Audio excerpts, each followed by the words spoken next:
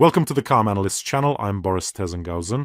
July 7th. Here are the main news stories at this moment. Ukraine's unmanned systems forces have thwarted the Kremlin's plan to deliver fuel to occupied Crimea. They didn't just foil the plan, they took out nearly a dozen fuel tankers in the Azov Sea that were headed to Crimea, including those meant to supply the Russian military group stationed there. I can't recall anything of this scale before. Lately, these operations have been taking out targets in the Russian Federation almost wholesale. 3 oil refineries, 8 tankers, it's like something out of a movie. Suede jacket, 3 of them. Well, in the Azov Sea, 8 tankers gone in a single night. Can you even imagine that? It reminds me of how recently Putin was making some circular motions with his hands. He was saying he'd solve the fuel issue in Crimea, that he would deliver it there both by land and by sea. So the Russian Federation sends a total of about 20 tankers to Crimea. Our drones spot them while they're still in the Azov Sea and start taking them out right there. In other words, Magyar made some adjustments to the plan of the bold Skolopendra. According to the forces, unmanned systems burned the tankers. Venera 3, Sonar 1, Sonar 17, Klimena, Teti, Alexei Savrasov, Penelope and another one. They haven't identified it yet. And the day before yesterday, 2 more tankers were burned, meaning the 140-meter-long D2 tankers, and that's 7,000 tons. That's serious. Judging by the footage I saw, it was all very epic. Let's watch this video together. Повітряна тривога, лети до Таганрога, дістань до Волгограда, Саратов потруси, нехай гримить в Тамбові, Рязані та Ростові, як до Москви дістанешся, то нахуй рознеси. Дехто каже, що це гріх і так не треба, гнів та розпач можуть карму зіпсувать. Бачу сльози, чути стогін аж до неба. За це все к***пи мають поздихать. Повітряна тривога, лети до Таганрога, влупи як слід Вороніж і Курськом закоси. Єлабугу поштрикай, Новгород великий, як до Москви дістанешся, то нахуй рознеси.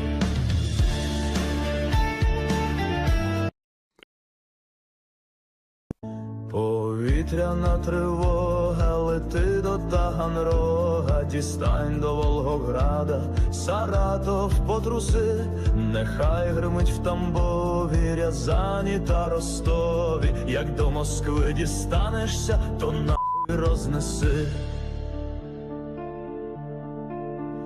Дехто каже, що це гріх і так не треба, гнів та розпач можуть карму зіпсувать. Бачу сльози, чути стогін аж до неба. За це все к***пи мають поздихать. Повітряна тривога, лети до Таганрога, влупи як слід Вороніж і Курськом закоси. Єлабугу поштрикай, Новгород великий, як до Москви дістанешся, то нахуй рознеси. Beautiful. But that's not all.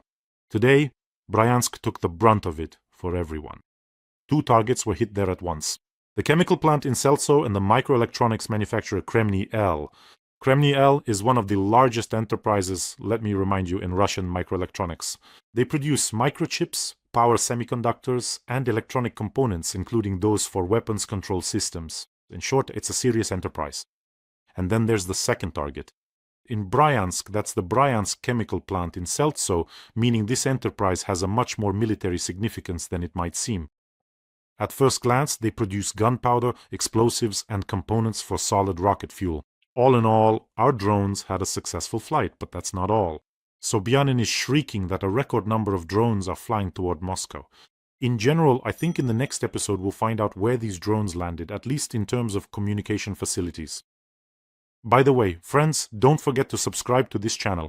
It's important for the channel's promotion. And we're fighting Putin's propaganda, and together it'll be much easier to do this. And one more important point. Everyone who subscribes will have soft and silky hair, so make sure to subscribe. In reality, Russians still don't fully realize what yesterday's strike on the largest oil refinery means. In Russia, on the Omsk Oil Refinery. Yesterday, these shots weren't available yet, which I'm about to show you. But today, this beauty is already on our broadcast. So, the FP-1 drone is maneuvering before approaching its target at one of Russia's largest oil refineries. Look at this beauty. Там уже очень много стало. Сюда.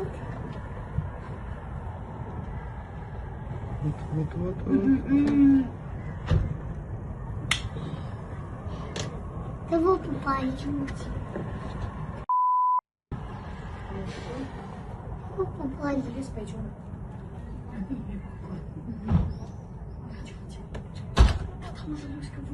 I think many Russians couldn't even imagine that the largest Russian oil refinery would be hit by Ukrainian drones. Let me remind you, the distance is 2,500 kilometers in a straight line from the border with Ukraine. Incredible. According to updated data, this plant accounts for 7.7% of all oil refining in the Russian Federation. At least 7 drones hit their targets. This is a new modification of the Ukrainian F-25 drone. The FP-1, moreover, did not fly in a straight line, and a company representative stated that the drones covered more than 3,400 kilometers. And you know what that means? It means that strikes at distances of 2,500 to 3,000 kilometers. Deep inside, Russia will become commonplace in the coming weeks. Previously, Russians physically didn't have to prepare to defend Omsk, Angarsk, or say, Komsomolsk-on-Amur. Now they'll have to prepare for everything. And there simply aren't enough resources for air defense. There aren't even enough for the European part of the country. So what about Omsk? What about Angarsk? Now let's talk about the losses and the pain of the Kremlin's strongman. So where exactly did the drones hit? The LO-AVT-11 unit was hit. This isn't some secondary facility. It's a next-generation primary oil processing unit. It was commissioned in September 2023. It replaced 6 old units at once. At this giant plant right here, the total processing capacity of this unit's complex is 8.4 million tons per year. That is almost half of the entire plant's processing capacity. Construction, building columns like these took, do you know how long? More than 2 years. And there was nothing like it anywhere else in Russia. Back then, people boasted saying, "We spent 2 years building this, look at this beauty. Now we'll start processing." Of course, it's not something you can fix in a month or two, or even in half a year using some makeshift parts. All of this equipment is unique. It was custom made, and by the way, let me remind you that just yesterday, 3 oil refineries and 1 oil terminal were hit by our drones. Well, it's incredible. The main takeaway from this whole story is that yesterday's and today's attacks have demonstrated not just a new range for Ukrainian drones. This is, in fact, a qualitative change in the entire strategic situation for the Russians. In other words, if previously Russia considered its oil and gas regions, like the Khanty-Mansi Autonomous Okrug and the Yamalo-Nenets Autonomous Okrug, to be completely out of reach, a deep rear where nothing could ever reach them, now that's no longer the case. A range of over 3,000 kilometers, the distance our drones have now covered, means everything has changed. Now they can even reach the oil and gas fields. Oil and gas, these are the key regions for oil and gas extraction. This is the foundation of the Russian resource-based economy. I checked from our border to the territory of the Khanty-Mansi Autonomous Okrug, it's 2,500 kilometers.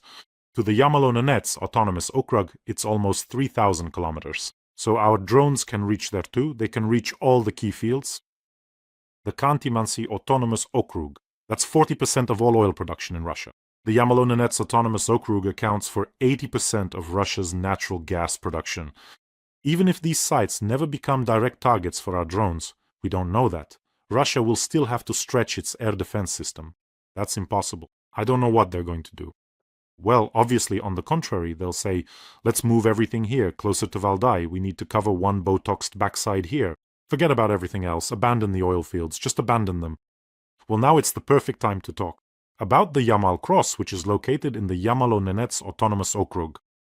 You've often asked this question in the comments, why don't we strike the Yamal Cross? But our drones and missiles couldn't reach there, so there was no reason to talk about it. But now, when drones have managed to reach this cross, it's the perfect time to remember. What is this needle? Koshai's needle. What kind of Achilles' heel is this in the Russian Federation? The question has become very relevant. The Yamal Cross is an unofficial name. It's the largest gas transportation hub in the area of the village of Pangodi, on the bank of the Pravaya Keta River in the Yamalo-Nenets Autonomous Okrug. That is, the distance from our border to this facility is 2,700 kilometers. Well, to be precise, it's 2,691 kilometers. So, what exactly is this? It is one of the most important nodes of the Russian gas transportation system, where 17 main gas pipelines converge. Well, practically at a single point. On the map it looks like this. I've repeatedly seen posts on this topic saying, here it is, the Koshai's needle, let's hit it, 17 gas pipelines meet there, and that's it, Russia is done for. Let's debunk this myth a little bit, unfortunately. I found this place on the map and looked through some documentation. It's not 17. Pipes all in a single pit, just a meter apart from each other, where you could hit once and blow everything up. In other words, it doesn't actually look like this. All these pipes run underground and are actually quite far apart from each other. This is what it looks like on the ground. So on the ground, it's a wide industrial clearing, with the main pipelines running underground. The distance between the pipes is also significant. For Western Siberia and the far north, the standards there are quite strict. They take into account the permafrost soils. So we're talking about hundreds of meters between each pipe. So the conclusion is the Yamal Cross, it's not like a missile hits and that's it. Or a drone strikes and that's it. In reality, it's a huge corridor. In the tundra, most of the pipes are underground. So talking about hitting a single point, like let's strike the Yamal Cross, we can't do that yet. And besides, some people say that it's like 85% of Russian gas there, but that's also not true. But considering the distances our drones can now cover, there are many other very interesting nodes there, and if those are attacked somewhere in the Kremlin's underground, that bald centipede will really start to feel the heat. And those who need to know about these nodes are well aware of them. So, in general, when I said that with each passing day the situation for the Russian Federation would only get worse, I didn't even imagine it would be to this extent. But that's something that can't help but make us happy. Well, Ukraine and Ukrainians are truly performing a heroic feat. In every episode, we have an important fundraiser for the defense forces of Ukraine. Today, we are continuing to raise funds for drones for our paratroopers, the 7th Rapid Response Corps of the Air Assault Forces, which is striking the enemy in one of the hottest sectors near Pokrovsk. The paratroopers have recorded a video message for you. Please take a look. Бажаю міцного десантного здоров'я. 7-й корпус швидкого реагування ДШВ б'є ворога на найгарячішій ділянці фронту під Покровськом. Ми нарощуємо наші спроможності по ударам на оперативно-тактичну глибину. Закуповуємо станції, зв'язок для розвідувальних та ударних дронів. Разом з глядачами каналу Бориса Тізенгаузена відкриваємо збір на Middle Strike 7-го корпусу. Наша мета – 1 мільйон гривень. Слава Україні! Слава ДШВ!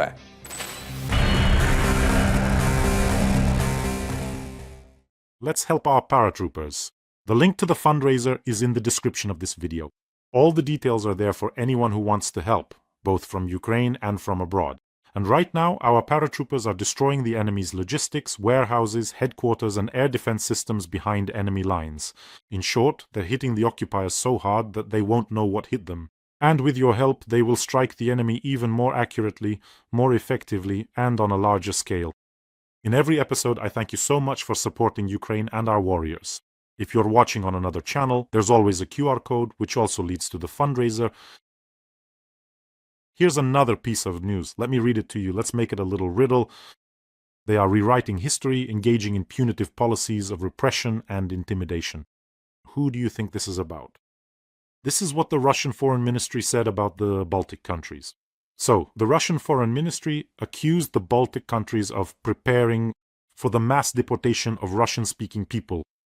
The authorities of the Baltic countries are preparing for the mass deportation of Russian-speaking residents, said Grigory Lukiantsev, director of the Department for Multilateral Cooperation on Human Rights at the Russian Foreign Ministry. They are openly preparing for the mass deportation of Russian-speaking residents, apparently hoping in this way to finally solve the Russian question.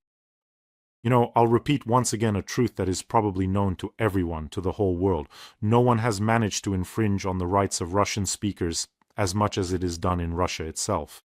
Well, as for the fans of the Russian world, Putin supporters, hardened old communists and KGB agents, not only the old ones by the way, who for some reason live in the hated Baltic countries and not only there, the answer is simple. If you love Putin, you should do it in your homeland. That's an axiom. If you support the war and don't like Western values, do you love Putin? Suitcase train station Syzran. And one more piece of news. Due to the fuel shortage, Russians have started searching en masse on the internet for how to make gasoline themselves. They've become very interested in various formulas. Well, I think many people understand how a number of these experiments will end, an attempt to make gasoline at home. Soon, not only will people in Russia be making gasoline at home, but everything else too, because all logistics in the Russian Federation will come to a halt. Harvest failures. The harvest has already been affected in several regions. So right now in Russia, all it takes is to get rid of just one nasty little thing, of the moth, and then you won't need to make gasoline at home and there will be nothing to be afraid of. You could live normally, like before, and travel all over the world. Who would dare? Well, now a bit about an interesting interview that Volodymyr Zelensky gave to the Financial Times on the eve of the NATO summit in Ankara. There are a couple of very interesting points. Essentially, this interview was used as a message to Putin. Well, I think it's unlikely that Putin will actually read this message. After all, they create their own news for him over there, their own newspapers. He probably still reads Pravda newspaper, thinks it's still being published, and Patrushev prints it out for him. So a few key points. When it's not 100 drones flying toward Moscow, but 1,000, Putin will understand. I think that Ukraine will reach this milestone already this year when 1,000 drones, or maybe even more, will be flying toward Moscow. The question is, how will the Moscow authorities act when 1,000 drones fly toward Moscow? Imagine 1,000 drones heading straight for Moscow would overwhelm any air defense system. That is, these drones will simultaneously attack air defense elements. So the first wave will knock out part of the air defense, and the remaining waves will go on and reach Moscow. What will happen then? Will they turn on for Muscovites, the siren? And if they do turn it on, where will the hundreds of thousands of Muscovites and visitors to the capital run to hide? Where? They haven't even been told where the shelters are. Considering that the pantsirs in Moscow, you've seen, I think, those shots, were dragged right onto the rooftops of residential buildings, I think you can imagine what will happen when these pantsirs start trying to shoot down drones. So, not only will they be firing machine guns up there, but if they use missiles, where will the booster stages fall? Or maybe they'll take an even simpler approach. They'll just shut down the internet in Moscow completely. They won't turn on the sirens either. They'll simply say, Russians, Putin has issued a decree, just don't look up. And that's it. Well, it's not out of the question that there will be attempts to move the country's leadership somewhere deeper into the Russian Federation. Let's talk about that in more detail now. Other statements by Volodymyr Zelensky: the decisive battle will take place in the sky. It is the sky that will determine the outcome of this war. Everything is clear here. The front has practically stalled despite Putin's statements. We're advancing on all fronts. The boys are pounding away there. He's always saying something like that. The front is stalled, but the strikes are going deeper. The Russian Federation could indeed play a decisive role by collapsing the Russian economy, which is already like a colossus with feet of clay, cracking, creaking, but still holding on for now. Let me remind you that Ukraine, for the first time a couple of months ago, began launching more long-range drones than Russia. Quote, when Putin starts to feel this personally, when a lot starts hitting Moscow, when he sees it with his own eyes, when he raises the periscope from his bunker, you will see advisors recommending that he move somewhere beyond the Urals. The farther Putin is from Moscow, the closer the end of the war, said Volodymyr Zelensky. Putin is a paranoid. That is, like any dictator who has been in power for a quarter of a century, he suspects everyone and everything. He is afraid of everything. He doesn't use the internet or the phone because he's afraid someone will irradiate him or, I don't know, something else will happen to him. He is terribly afraid for his life. Just remember that very same 12-meter table where Putin would seat his guests, remember? So that, God forbid, he doesn't catch something from them. That is, in Russian cities, when Putin arrives, well, either Putin or one of his lookalikes, Russians are forbidden from approaching the windows. The manhole covers along the motorcade route are welded shut, so that, I don't know, maybe so that some teenage mutant ninja turtles don't jump out of them. Putin has identical offices in all his residences, also to confuse Western intelligence agencies. But in general, the Botox jellyfish is terribly protective of his life. And just imagine, Ukraine will soon have ballistic missiles that can very quickly reach wherever Putin is, somewhere shuffling around the square in his 7-centimeter heels. That's a terrible risk for Putin, a real risk. Constantly moving underground in little carts isn't an option either. So it's quite logical that for the safety of the senile old man, they'll send him beyond the Urals, out of reach of Ukrainian ballistic missiles. It's quite possible. But even there, we'll get him. And lately there's a certain look of doom in Putin's eyes. He seems to zone out from time to time, staring off into the distance. The Botox jellyfish can sense it, can sense that the end is near. He still doesn't know whether the blow will come from behind, a snuff box, or from the front, a ballistic missile. But something will definitely hit. And as for you, friends, take care of yourselves, take care of your loved ones, subscribe to this channel, don't forget. And let's help our paratroopers. The link to donate is in the description of this video. Have a peaceful day, everyone, and glory to Ukraine.